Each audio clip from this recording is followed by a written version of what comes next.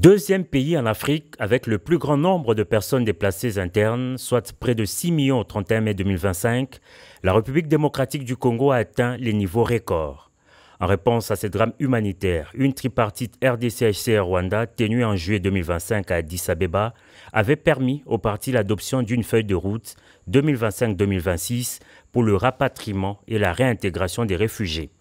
Et c'est pour s'assurer de sa mise en œuvre que le haut-commissaire des Nations Unies pour les réfugiés en séjour à Kinshasa a été reçu ce mardi 26 août 2025 par le président de la République Félix-Antoine Tshisekedi Tshilombo. Accompagné du vice-premier ministre, ministre de l'Intérieur Sécurité et la ministre d'État aux Affaires étrangères, Filippo Grandi a exprimé la disponibilité du HCR dans la réussite des opérations de rapatriement des réfugiés. Le message principal de notre côté, c'est qu'on est là, on est présent, on est à votre service pour que tout cela puisse se faire de la manière la plus efficace et la plus correcte. Finalement, un appel aussi aux donateurs, aux bailleurs, parce que tout cela coûte des ressources, a besoin de ressources pour être fait. Elle est urgente parce que les réfugiés, mais d'ailleurs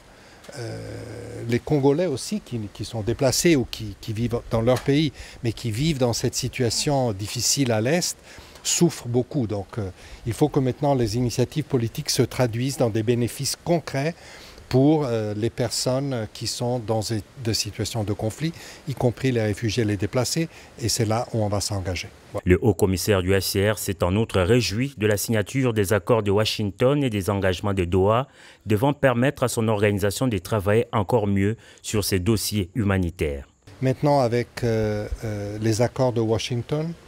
et avec les engagements pris à Doha,